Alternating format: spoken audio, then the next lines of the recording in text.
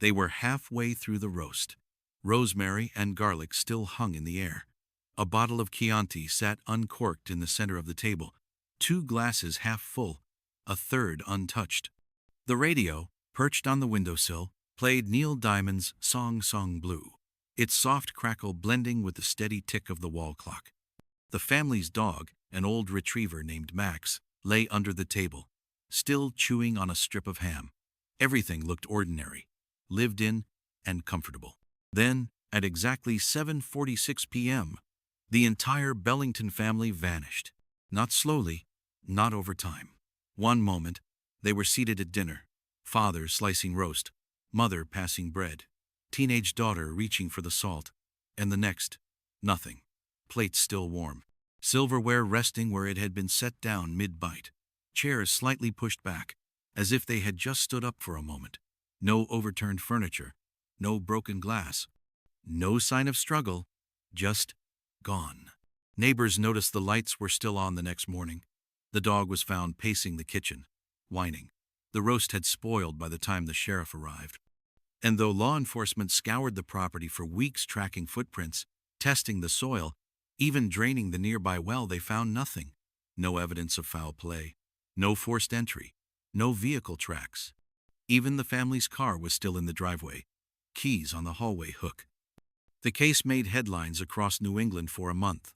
Then, it became a ghost story. Some said it was aliens, a clean abduction, they claimed. Others whispered about a cult, pointing to a faded symbol carved in the barn floor. Psychics and self-proclaimed mediums visited the site. Paranormal investigators, too. One brought a Geiger counter. Another claimed to hear screaming in the walls. The official record, however, offered something far more mundane: voluntary disappearance. That was the phrase typed in cold, bureaucratic ink on the final report. A polite way of saying they ran, no evidence, no explanation, no answers. Just the implication that the Bellingtons had chosen to disappear, father, mother, and child, all complicit in their own vanishing. But the truth was much colder. It didn't live in rumor, or speculation, or whispered theories. It sat inside a box. A cardboard one, water-stained and torn, wedged behind 3 decades of paint cans and forgotten grief in a basement on the edge of town. Beneath an old army coat and a stack of yellowing newspaper clippings sat an object no one had touched in nearly 50 years.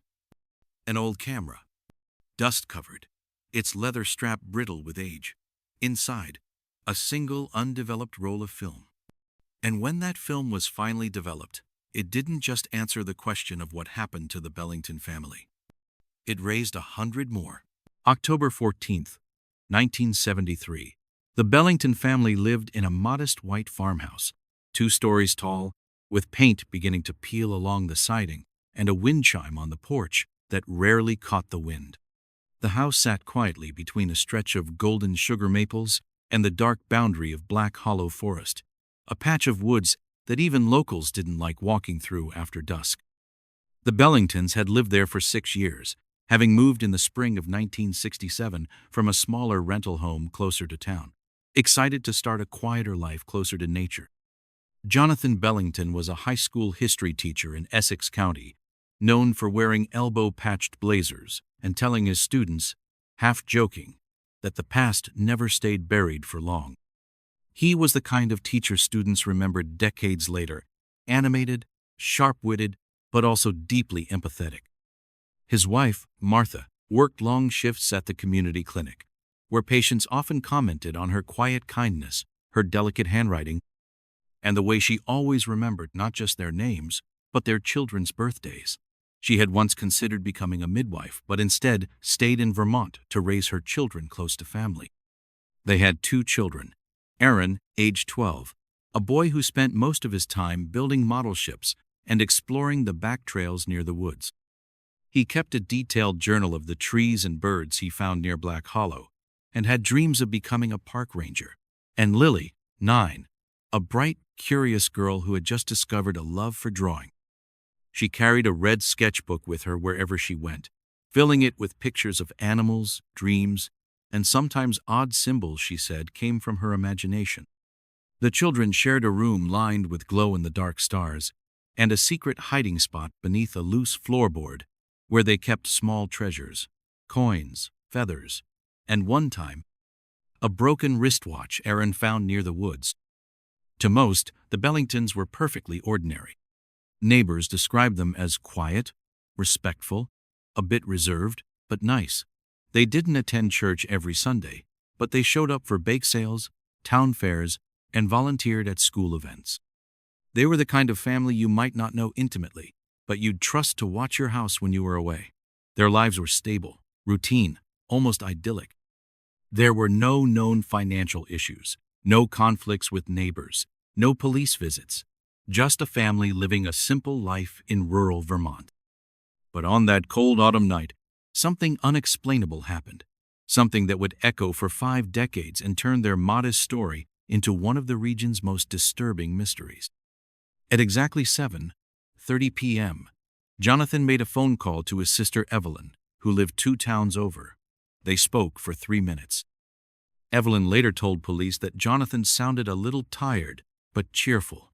He joked about having burned the roast and mentioned how excited Lily was to see the new baby goats on her farm next weekend. Nothing in his voice suggested stress or fear. Evelyn even asked to speak to the kids, but Jonathan said they just sat down to eat and promised they'd call her Sunday. At 8:12 p.m., a neighbor named Henry Dolan walked up their gravel driveway to borrow a flashlight. He'd been fixing a fence post and realized his own torch was out of batteries. As he approached the house, he noticed the porch light flickering slightly, something it didn't usually do. The front door was ajar, not wide open, but just enough to feel off. He would later say it looked like someone stepped out for a second, then forgot to come back. Henry knocked. No answer. He called out. Still silence. The retriever, Max, barked once from inside, then whimpered. The interior lights were on. Through the window, he could see the kitchen table set for 4. He stepped inside, hesitant. The familiar scent of roast chicken and garlic still hung in the air, mingled now with something metallic and sharp. There was no sound, no radio, no footsteps, no laughter. Just an eerie stillness that Henry would later say felt like stepping into a painting, not a room. He described the house as feeling frozen, not just in time, but in energy, as if whatever had happened had drained it of life. On the dining table, 4 dinner plates, each with partially eaten food. The roast had been sliced, mashed potatoes half-scooped, green beans cooling. 2 forks still hovered above their plates, held by hands that were no longer there. A wineglass tipped on its side, but not shattered. Chairs pushed back, as if their occupants had stood up in unison. 1 napkin lay crumpled on the floor. No signs of struggle, no broken windows, no blood. The kitchen clock still ticked. The only strange detail Henry noticed at first was the smell of faint, metallic tang in the air, like ozone, like a lightning storm had passed through, and something else too, something sweet and burnt, like scorched sugar. He searched the house. Upstairs, Essex County Sheriff's Office launched an immediate search the night of October 14, 1973. The moment Henry Dolan's call came through, dispatchers sent out the first deputies. By midnight, there were 3 cruisers parked outside the Bellington farmhouse, headlights illuminating the frost-covered gravel. Uniformed men fanned out across the lawn, their flashlight beams jittering across the clapboard siding, the edge of the woods, and the still steaming plates left behind in the kitchen. By 2 a.m., they'd called in reinforcements from neighboring counties. The local K-9 unit was summoned before sunrise. 2 bloodhounds, Charlie and Boone, known for their success in recent missing hiker cases, were rushed in. They sniffed the family's clothing one by one. A scarf worn by Martha, Aaron's Red Sox hoodie, Lily's quilted backpack, Jonathan's leather gloves. Noses pressed deep, tails wagging with purpose. But they didn't get far. Both dogs followed a trail out to the edge of the backyard, where the grass ended, and the first sugar maples of Black Hollow began. Then they stopped, sat down, whined. One turned in a tight circle, confused. The other lay down flat and refused to move. Handlers, puzzled, tried again. Same result. They marked the spot with red tape and flagged it on the incident map. Scent dead zone, they called it. The implication was chilling. Something had severed the trail not by distance or weather, but by interruption, as if the scent simply stopped. By dawn, the search escalated. A makeshift command center was set up in the high school gym. Helicopters were called in, their blades slicing through early morning fog like razors. They hovered above Black Hollow Forest, searchlights sweeping back and forth over the tangled branches and underbrush. State troopers combed through records of local offenders. Environmental scientists were called to evaluate the terrain. On the ground, over 150 volunteers showed up within the first 48 hours. Off-duty firemen, high school seniors, and veterans from the VFW. They combed the trails and riverbanks in coordinated lines, calling out names, clapping, whistling. But the woods were silent. No echoes, no birdsong, no signs that anyone had walked there in days. Some volunteers later claimed they experienced sudden headaches, nausea, or time loss while walking certain parts of the forest. One teenager was found crying under a tree, insisting he had seen Lily Older, standing just beyond reach. The farmhouse became the epicenter. Crime scene tape cordoned off the perimeter. Inside, forensic teams moved carefully from room to room. The table was left untouched for 24 hours for photographic documentation. Lily's red sketchbook was photographed and bagged. Aaron's model ship had his fingerprints and only his. The overturned wineglass was examined for trace evidence. One officer noticed something odd, a faint, oily residue on the living room window. Under blacklight, it shimmered in green and blue. It was collected and sent to the lab. The lab couldn't identify it. Non-biological. Unusual chemical signature. No match on record. 2 days after the disappearance, the FBI arrived. 3 agents. One tall, one squat, one silent. The silent one was introduced only as Special Agent Caro. He stayed behind after the others left and spent over 2 hours alone in the Bellingtons' kitchen. According to Henry Dolan, who saw him leave, Caro looked like a man who'd stared too long into something that stared back. The Bureau's final report? Possible abduction? No viable leads. Rumors ignited. A local reporter named Maylene Sharp ran a 4-part series titled The Essex Vanishings. Theories included cult activity, witness protection gone wrong, environmental collapse, and even temporal displacement. But after a week of coverage, interest waned. Other stories took over. By Thanksgiving, the farmhouse was boarded up. Dust settled on windows that no longer lit up at dusk. The case remained technically open, but nothing moved. In 1976, Firewatch Frank, a local with a long beard and a history of seeing strange things, came forward. He swore he'd seen orbs of light hovering over Black Hollow the night of the 14th. White, hot, silent, and deliberate, he said. But his testimony was dismissed. Too many public intoxication charges. In 1977, a teenage girl named Rachel Pruitt claimed she found a note pinned to a tree near the edge of the woods. 4 names scribbled in graphite and the words, "Still here." But the note was lost before police could retrieve it. Her mother forbade her from talking to reporters. In 1978, a college student named Darren Yates, studying folklore at the University of Vermont, published a zine connecting the Bellingtons' disappearance to an obscure 19th-century local legend known as the Tethered House. He claimed that a cabin once stood in the same spot and vanished in 1842 along with its inhabitants. He was ridiculed academically but gained a cult following online decades later. In 1979, a new sheriff, Rickard Moffat, took over the department. He reopened the case briefly, spoke to neighbors, revisited evidence, reread the FBI's findings, then quietly refiled everything. No new leads. In 1980, a child went missing 3 towns over. The search party reported hearing a voice in the woods that repeated the child's name. The boy returned 2 days later walking out of Black Hollow. He said nothing but drew a picture of a family around a table and a dark shape outside the window. The case was closed as a runaway. By 1981, the Bellington file was formally closed. In official records, voluntary disappearance, no signs of foul play. But not everyone believed it. Evelyn Bellington, Jonathan's sister, became the family's lone advocate. She kept a folder labeled JMAL, find them, on her kitchen table at all times. She refused to put it on a shelf. The folder grew heavier over the years. Handwritten notes, Polaroids, property records, police forms, scribbled dreams, tape-recorded phone calls. She called every congressman in the state, left voicemails for UFO investigators, sent samples of Lily's handwriting to paranormal consultants. No one responded. She requested the FBI's unredacted file in 1983, 1990, 1997, 2004, and 2015. Always denied.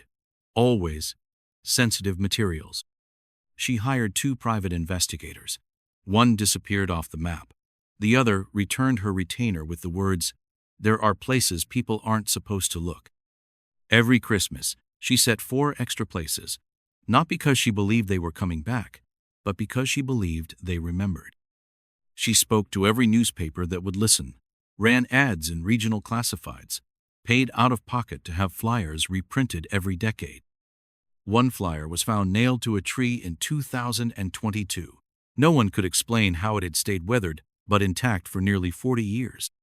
By the time she reached her late 70s, her hair silver and her eyes weary, Evelyn still hadn't given up.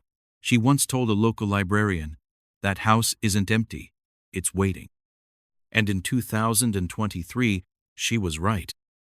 Because something had been left behind. Not by accident, but as a message. In June 2023, a demolition crew arrived to tear down the Bellington farmhouse.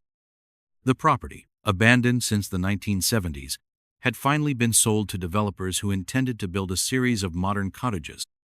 The structure had long been considered a blight, weather-worn siding, sagging roofline, windows like blind eyes. Locals rarely passed it without a shiver, especially when the wind blew just right and the loose boards groaned like voices. The crew consisted of 5 workers contracted out of Montpelier.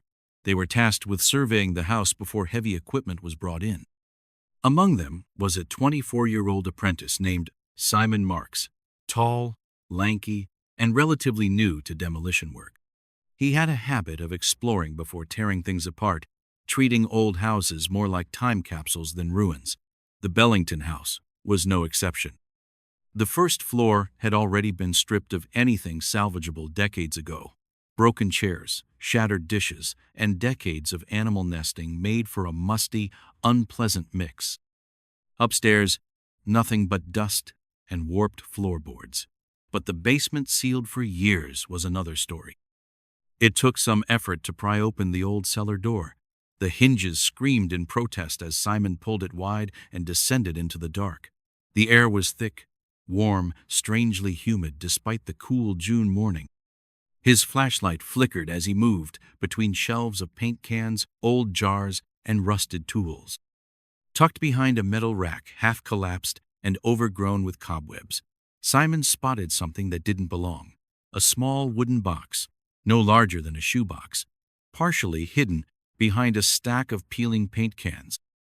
The box was weathered, its latch rusted shut. It took some coaxing to open.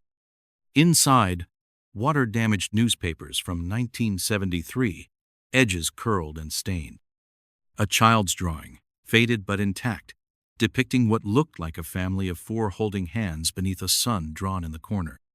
Beneath that, wrapped in a plastic grocery bag yellowed with age, sat a Polaroid land camera.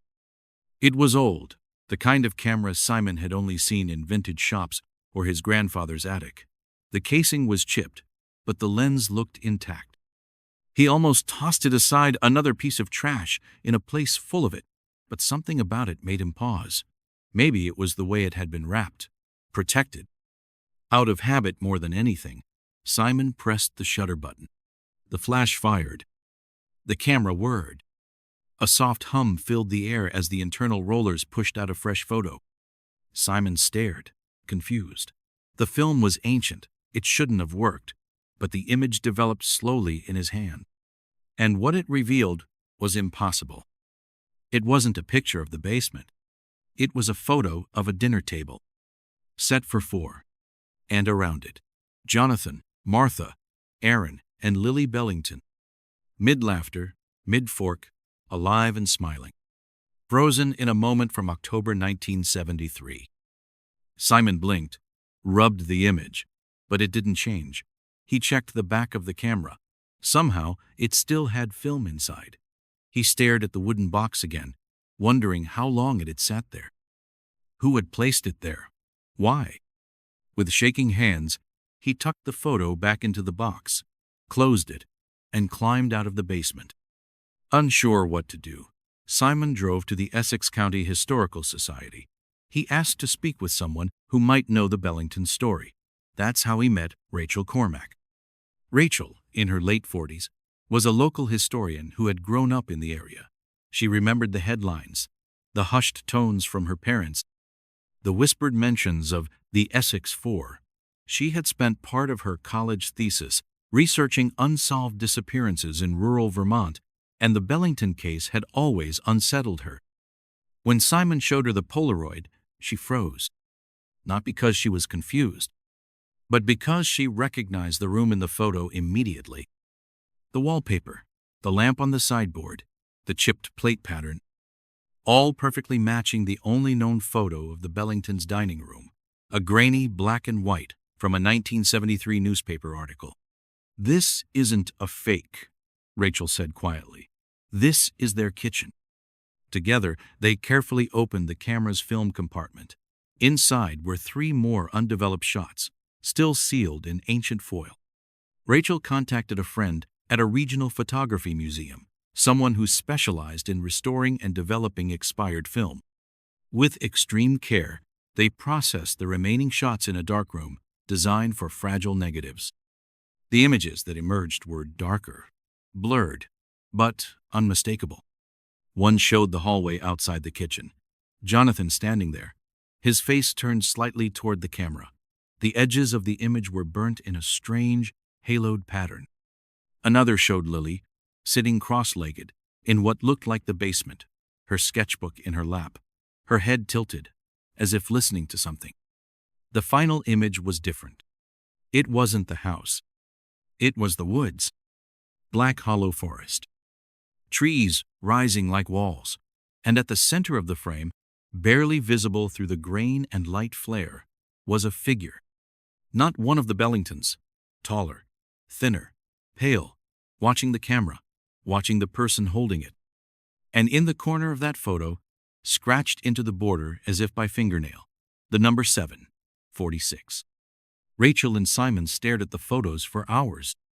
They knew what that number meant. It was the exact time confirmed by the frozen clocks when the Bellingtons vanished. Something had been watching, and something had been remembered. And now, through this camera, it had chosen to be seen again. What they found chilled them both. There were 6 photos inside the roll. Photo 1, October 14, 1973, the Bellingtons at the dinner table, candid, happy, a Sunday roast steaming in the center, Jonathan carving with a grin, Martha mid-laugh, her glass of Chianti raised, Aaron showing Lily something small in his hand, maybe a coin or a toy. It looked like a moment captured in time, preserved without warning that it would be their last. The kitchen wallpaper is visible behind them, faded sunflowers and soft yellow tones. There's a candle on the table, unlit. In the far right corner, a cuckoo clock sits frozen at 7:44 p.m. Photo 2. Same scene, almost identical. But Lily is now looking directly at the camera, not smiling. Her eyes are wide, pupils dilated. Her fork hovers above her plate. The rest of the family is unchanged, still frozen in their laughter, in their routines, but Lily seems to have broken from the moment. The candle on the table now flickers. The radio in the background, previously playing Neil Diamond, emits static fuzz. A slight shadow has begun to stretch across the kitchen tiles, creeping toward her feet. Her expression is not one of curiosity, it's recognition, like she heard something only she could hear, something approaching. Photo 3. Jonathan is standing, his chair pushed back sharply enough to leave a skid mark on the floor, his mouth caught mid-yell. His hand is reaching across the table toward his children.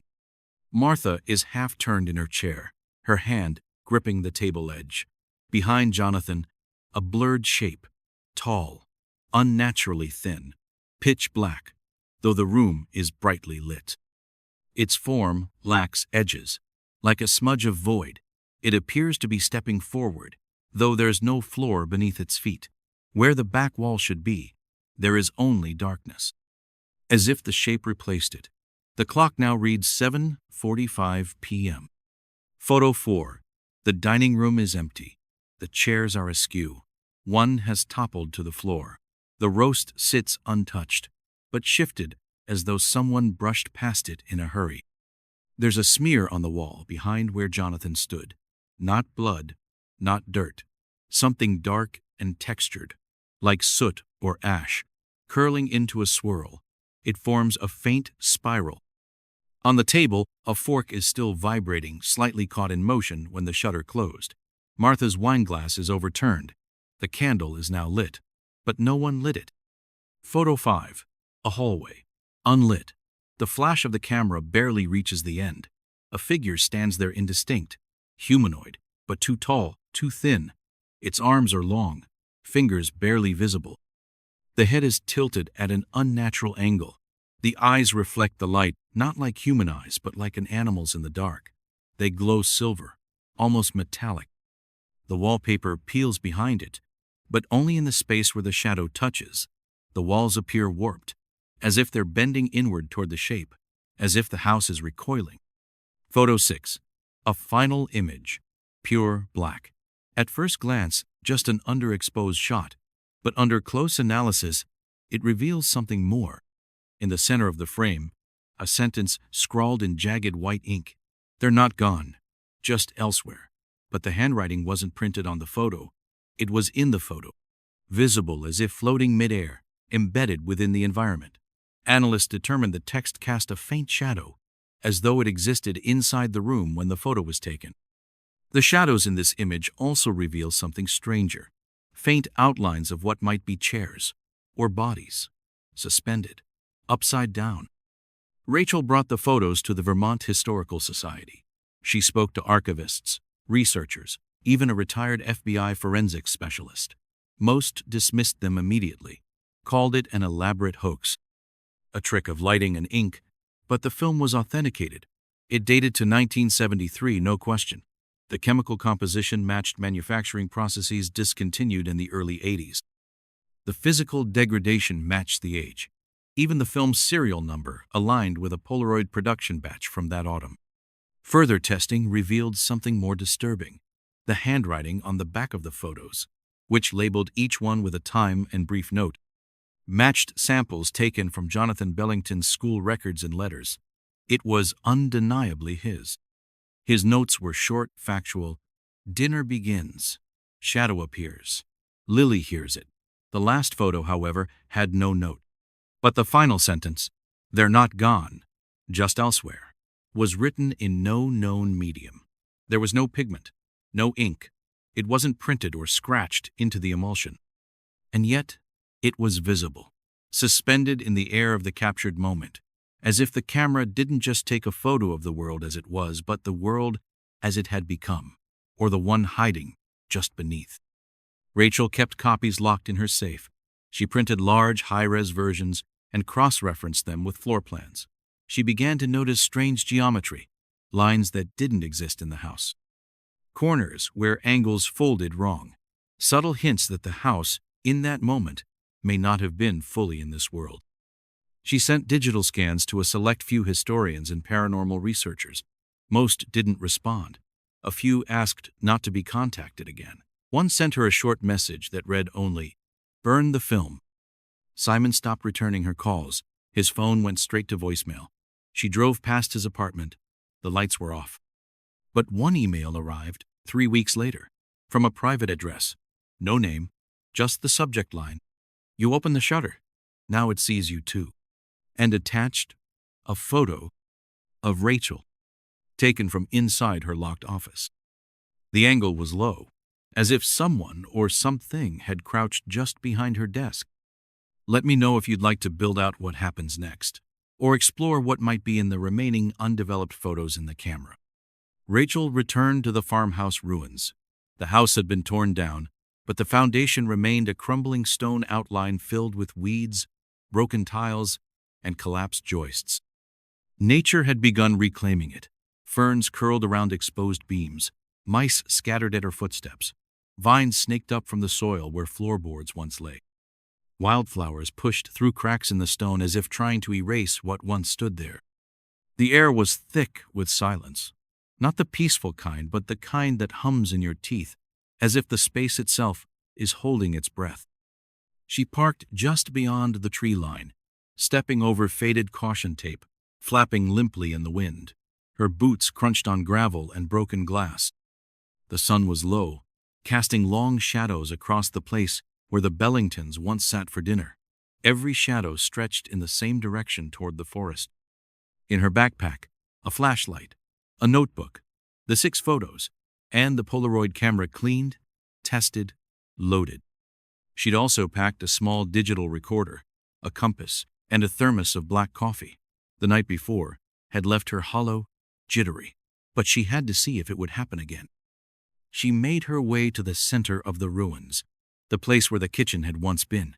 The linoleum tiles had peeled and curled like dried leaves. She tried to align herself with the old photos, imagining where the chairs had been, the cabinets, the radio, where Lily's red sketchbook might have been sitting, where Jonathan had stood, yelling into nothing. At 7:40 p.m., she checked her watch. The sky had dimmed to a hazy violet. A breeze moved through the trees, but not through the ruins, which felt sealed off like air refused to enter. She paced once, twice, then stopped. The camera felt heavier than before, as if holding it tethered her to something. At exactly 7:46 p.m., she pressed the shutter. Flash. The light burst through the dusk like a flare. The sound startled a crow from a nearby maple and sent a fox bolting across the nearby hill. The camera whirred. A photo slid out. She held it with shaking hands, the developing chemicals smearing faintly from moisture in the air. It wasn't the ruins. It was her. Standing alone in the kitchen, a kitchen that no longer existed. The wallpaper was restored, the table back in place, all details crystal clear. And behind her, in perfect clarity, the dark figure from photo 3. Closer now, directly behind her shoulder. Its face, if it had one, blurred, featureless, but pressing inward. Its presence bled into the walls, casting warped shadows that didn't align with any light source. Its arm was raised, reaching toward her back, its fingers spider-like and outstretched. She screamed and dropped the photo. The sound echoed off the crumbling walls. Her breath tore through the trees. She didn't stop running until she reached the car, fumbling with her keys. Her hands were cold, clumsy.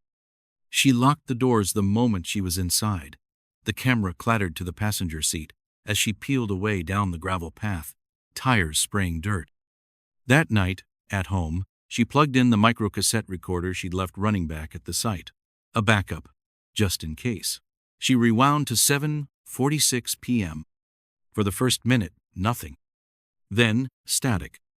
Sharp and sudden, like a torn radio signal. Then a voice, low, distant, metallic, but layered like it was speaking from multiple places at once. Elsewhere isn't empty.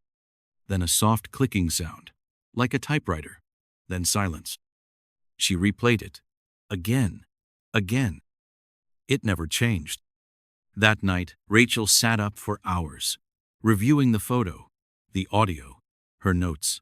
She mapped the farmhouse layout, overlaying the new image over the old. The figure had been just inches from where she stood. The next morning, she made a decision. She needed to go back, but not alone.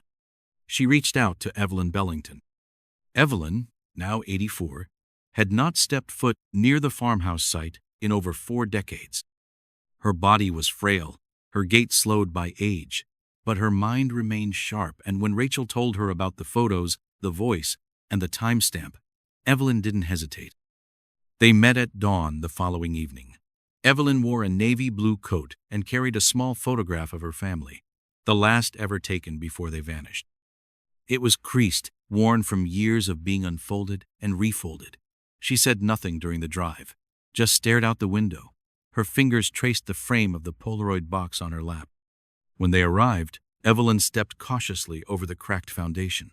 Her cane tapped against loose stone.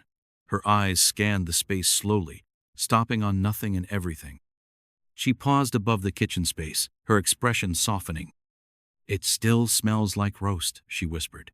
Rachel couldn't smell anything. Rachel handed her the camera. Evelyn's fingers trembled as she lifted it. Her eyes closed for a long moment. Her lips moved in silent prayer, or perhaps a memory. Then, at exactly 7:46 p.m., she pressed the shutter. Flash. Another photo emerged. Rachel helped her back to the car before checking it. The old woman didn't ask to see the image. She just stared into the woods. The photo showed Evelyn not as she was, but as she had been in 1973. Young, smiling, and standing in the kitchen in her nurse's uniform. Her family was around her. Jonathan, Martha, Aaron, and Lily, all looking at her. A reunion frozen in film. But it wasn't posed. They weren't acknowledging the camera. They were looking at her. In the photo, Evelyn's young self is stepping forward toward the viewer, her hand outstretched, as if offering something. Her mouth is open, mid-sentence, and scrawled faintly in the lower corner, nearly invisible under the kitchen shadow. One more photo. One more chance. Rachel turned the camera over. The film counter read, 1 remaining. Evelyn, now pale, sat in the passenger seat with tears running silently down her cheeks. "They're still here," she said. "Somewhere close. I felt them. I saw them. I heard Lily laugh." Rachel didn't know what to say. The camera sat between them. Silent. Waiting. One photo left. Let me know if you'd like to build out what happens with the final photo, or follow the thread of what elsewhere really is. Evelyn survived. The night after she took the photo, something changed. She collapsed at home. Paramedics found her slumped over her kitchen table, unconscious but breathing, one hand still resting near a teacup. There were no signs of trauma, no stroke, no fall, no injury of any kind. Just a sudden, catastrophic drop in blood pressure, and a spike in neurological activity like her brain had been flooded with more sensory input than the human mind could process. Her body went limp. Her pupils dilated. She lost consciousness entirely. Doctors at Essex General were baffled. During transport, her heart rate flatlined for nearly 45 seconds. No CPR, no defibrillation. Then it restarted on its own. When she awoke 13 hours later in a hospital bed, oxygen tubes in her nose and a heart monitor beeping steadily beside her, she didn't panic. She didn't scream. Her eyes just opened. The nurse nearby was jotting something down. Evelyn's eyes fluttered. Her first words, clear but fragile, were, "They're not dead." Rachel arrived later that evening. Evelyn looked aged by more than a day paler, hollow-cheeked, her hands trembling in ways they hadn't before. She had a deep, exhausted stillness about her, as if a part of her hadn't come back entirely. Her voice, when she spoke, was raspy, not from weakness but like it had traveled too far. "It wasn't a vision," she said. "Not a dream, not a memory. It was a place. Solid, real, cold. I felt the floorboards, smelled the roast in the oven. I heard the clink of silverware. But it wasn't just a flash of the past. It was still 1973, and it wasn't." Rachel leaned in, eyes wide. "They were there. All of them," Evelyn said, sitting at the table, just like they had been, but older. Jonathan's beard was gray. His shoulders slumped like a man who'd waited too long. Martha looked worn thinner, but her smile was still there. Aaron's voice cracked as he laughed. Lily was a woman, a full-grown woman. She had Martha's eyes and Jonathan's chin. She paused to catch her breath, her own eyes welling. "They saw me. All of them. Lily rose first, Martha next. Jonathan stood slowly, like he didn't trust his legs. They recognized me. They started toward me. Rachel listened, silent. And then they stopped. Evelyn swallowed hard. It was like the air between us hardened, like the atmosphere turned to glass. They couldn't cross it. I could see it in their faces. They wanted to. They tried. But then something from behind them began pulling them back. A draft? No, a force. Like gravity. No sound, no flash. Just an invisible hook in their spines. They didn't scream. They didn't resist. They just vanished. Rachel reached into her satchel. She unwrapped the Polaroid from a cloth pouch, passed it to Evelyn. It matched her story. There they were, the Bellingtons, in the kitchen, not as ghosts, not blurred, but clear, solid, real, and aged. Jonathan's beard now streaked with white, Martha's hands resting protectively on Lily's shoulders. Aaron, tall and lean, half in shadow but unmistakable. Lily, now a woman, her face unreadable, stood in the kitchen doorway. Their expressions were muted, not fearful, but subdued. And their eyes were wrong. Not blind, but fogged. Like old windows, like their minds had decayed, memories gone soft at the edges. They looked like people who had lived too long inside a single moment. All except one. In the far left of the photo, younger Evelyn, bright, half-glowing, 1 foot in, one hand reaching toward her family, her mouth open, as if calling out or answering a call. And in the corner of the photo, a new line. Not Jonathan's writing, not Evelyn's. It was angular, thin, etched like the scratch of glass. One more exposure. One can return. Rachel stared at it for hours that night. The text wasn't printed. It wasn't scratched. It wasn't ink. Under blacklight, it cast a shadow. But there was no medium, no chemical explanation. It simply existed. Etched into reality. They debated its meaning for days. Rachel and Evelyn sat across kitchen tables, surrounded by diagrams, notes, timelines, and mugs of untouched coffee. It says one can return, Evelyn said. That means one of them. Or it could mean one of us, Rachel argued. One person in, one person out. Or worse, something else out. We don't know what we're trading. What if it's not a trade? What if it's a rescue? Or bait? What if they're not alone in there? What if something else wrote that line? Rachel sent the photo to several forensic labs under a pseudonym. Only 2 responded. One refused to analyze it, citing safety protocols. The other sent back a sealed USB drive with a video file, a grainy screen recording of their lab technician analyzing the photo before the screen went black. At the end, a text overlay appeared. It's not a photo, it's a window. Rachel's inbox flooded with silence. The museum she once collaborated with stopped responding. When she called, she was told the archivist had taken indefinite leave. That night, she received a blank email from an untraceable address. No subject, no message. Just one attachment. A photo of her own bedroom, taken from the inside. Rachel's hands trembled every time she handled the camera. She began sleeping with the lights on, locked every window, blocked the lens of her phone with tape. Evelyn had grown quiet. She carried the photo with her everywhere, pressed inside a leather journal she'd kept since the 70s.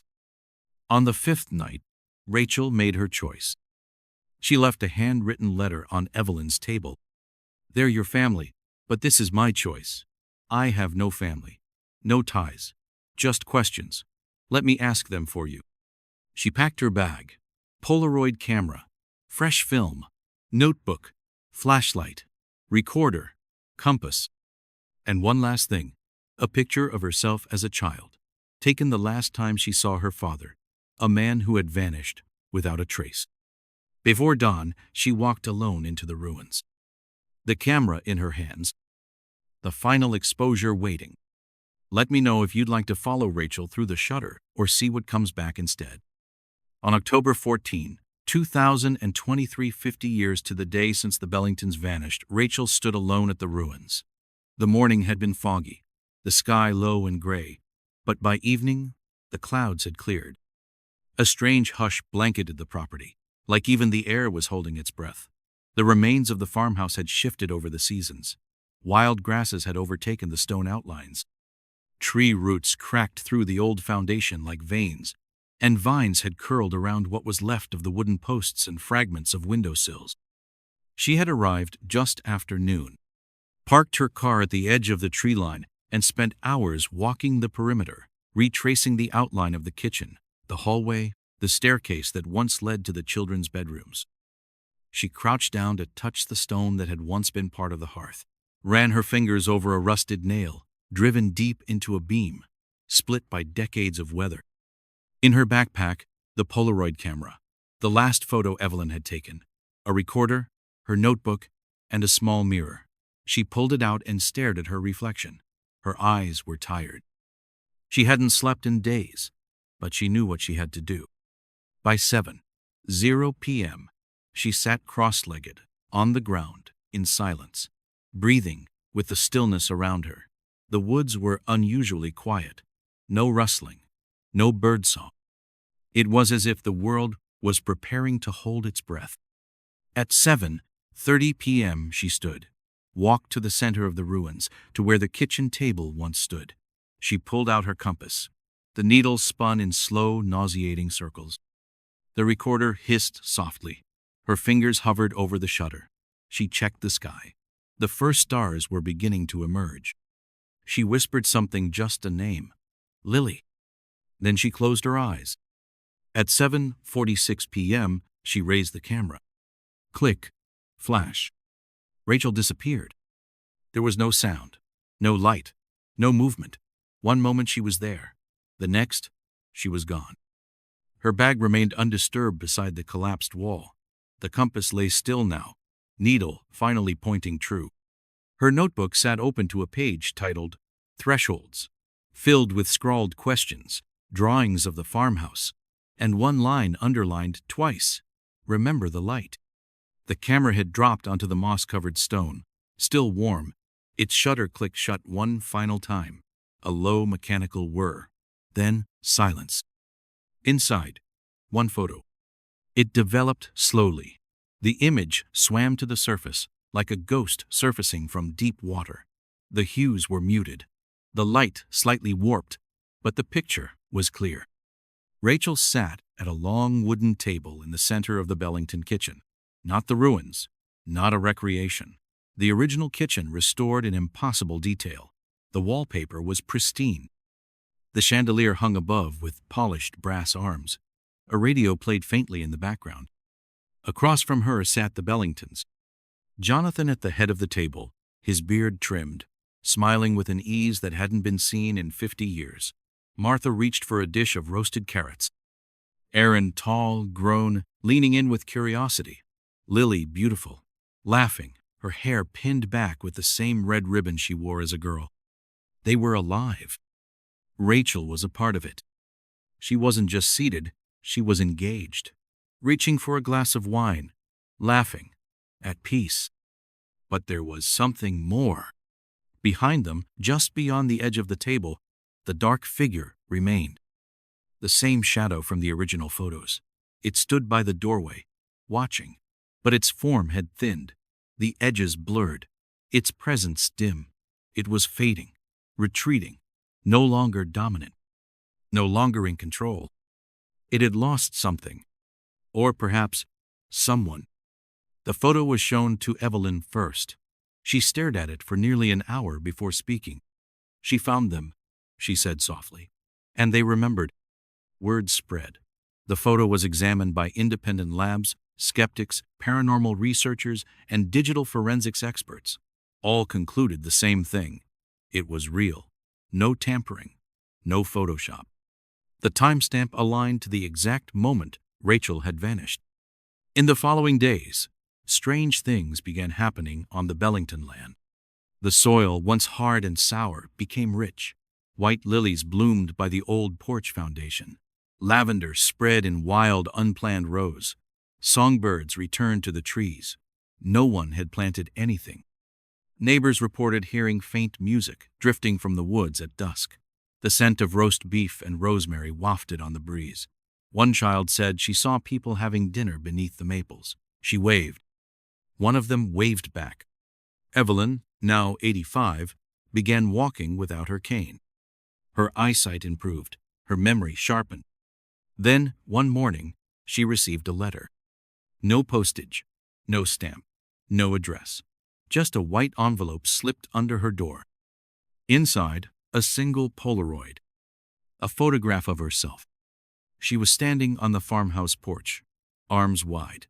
Lily and Aaron ran toward her. All three were laughing. Below the image, faint but visible.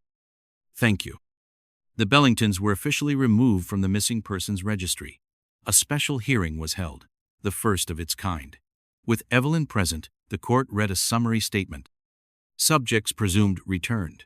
Circumstances unknown. Status resolved.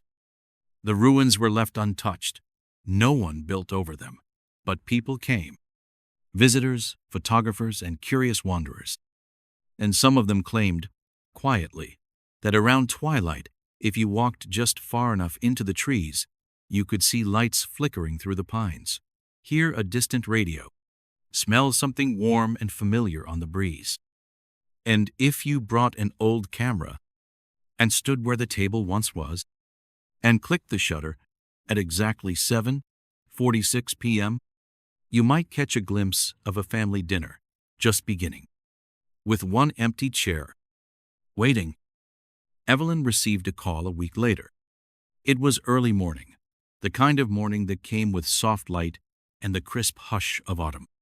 The sun had just begun to warm the dew on her garden, painting the spider webs silver and coaxing color back into the sleepy marigolds. The frost clung to the ivy climbing her stone wall. There was a gentleness to the chill, the kind of cold that wrapped around you but didn't bite. She moved slowly through her kitchen, slippers brushing softly over the tiled floor. Her cardigan, knit by hand decades earlier, hung heavily around her shoulders. A steaming mug of chamomile rested between her palms, the warmth seeping into her bones. Her hands ached slightly, knuckles swollen with age and weather, but she welcomed the feeling. It grounded her. It reminded her that she was still here. The radio played in the background, its soft static giving way to a melody from the early 70s, something soft and simple, acoustic and bittersweet. A song she'd danced to once in her sister's living room, barefoot on shag carpet, long before the weight of the folder ever found her desk. Outside, the wind stirred gently. It rolled through the trees like a whispered name, sending the birch leaves spinning and the garden chimes into quiet song. The smell of earth drifted in through the cracked kitchen window, soil, lilacs, and something else, a hint of rosemary, even though she hadn't grown it in years. Then the phone rang. Not her cell, her landline, the one mounted to the kitchen wall, the one she'd thought about unplugging 100 times. The sound startled her, not because it was loud, but because it was foreign. It didn't belong to this decade, or the last. She stared at it. Then she walked over, slowly, deliberately. She set down her tea, pressed a hand to the wall for balance, and lifted the receiver. Hello? There was a pause. A breath, not hers. Then the static. It wasn't white noise.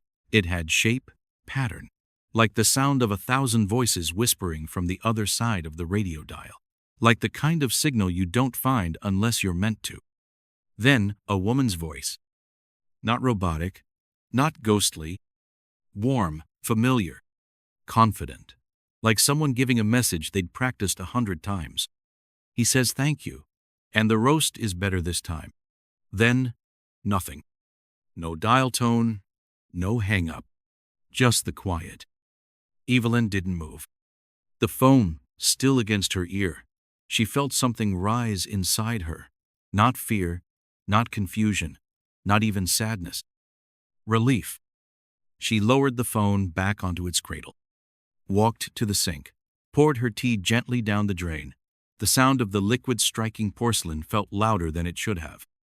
She stood at the window for a moment longer. Then she turned. Her study was waiting. She hadn't gone in since Rachel vanished, since the last photo had surfaced, since the final shutter had clicked. The door creaked open at her touch. Inside, dust motes swirled like embers in the morning light.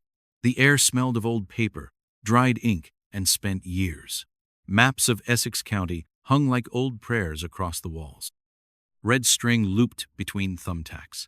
Faces in Polaroids stared from corkboards, names scribbled in the margins of time. And there, at the center of it all, the folder. It hadn't moved, but it had changed. It looked heavier. She approached it slowly. Her footsteps made the floorboards creak, a rhythm she knew better than her own heartbeat. She pulled the chair back, sat. The leather groaned under her weight. She touched the folder, ran her fingers over the cracked spine. J-M-A-L.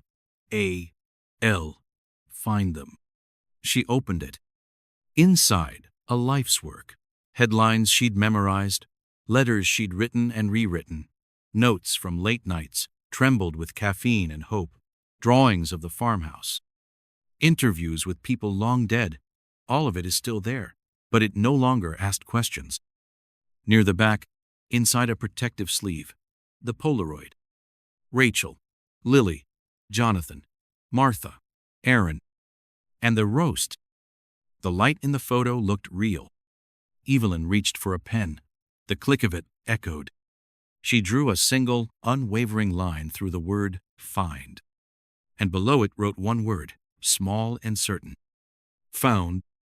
She closed the folder, wrapped the twine around it, knotted it tight. She stood, carried it across the room, opened the desk drawer, placed it inside, shut it. And for the first time, the silence felt different. Not empty. Full. She crossed the room, opened the curtains. The light poured in, warm and golden. Her eyes adjusted slowly. Outside, something moved through the hedges. A girl, no older than 9. Her hair caught the sun like wildfire.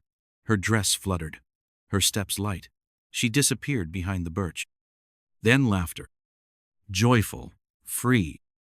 Not a memory, not a ghost. Real. Evelyn didn't call out, didn't chase. She just smiled. She walked to the bookshelf, pulled down Haunted Places of New England, opened it to a page she'd never read, slipped the photo between the lines, closed the book, set it back, turned off the light. The wind shifted. The birches bent, and from somewhere beyond the trees, the roast was better this time. Some stories end with answers. Others end with more questions. But this one ends with something far rarer. It ends with a family, once thought to be erased by time, restored not in body, but in truth. Their voices may never echo again through the halls of that farmhouse. Their footsteps may never return to the worn floorboards or the crooked back porch where summer evenings once passed quietly. But what was stolen from them, acknowledgement, remembrance, justice, has finally been returned. Their story, once buried beneath dust, silence, and official indifference, now breathes again. Because truth has a strange persistence. It waits, in quiet corners, in rusted drawers, in forgotten basements, and undeveloped film. It lingers, grainy and unresolved, until someone chooses to look closer. This time, the lens did more than capture light. It captured something lost. A shutter flickered in the dark 50 years ago and froze a secret no one wanted to see. And though decades tried to bury that frame in doubt and decay, the image survived, just enough to speak. Just enough to prove that what vanished wasn't fantasy, it was fact. Some mysteries are meant to be solved. Others are meant to haunt us, a reminder of what we fail to see in the moment and what we choose to forget in the years that follow. But if there's one thing this story proves, it's this: the past never stays buried forever, and the camera never forgets. So if you believe that the forgotten deserve to be remembered, If you believe that silence is sometimes the loudest clue, and if you believe that the truth can still be found even when the trail is cold, even when the lights go out, then hit that subscribe button and leave a comment. Because next time, the lens might turn your way. And when the shutter snaps, it might not just capture your face. It might reveal what's standing behind you.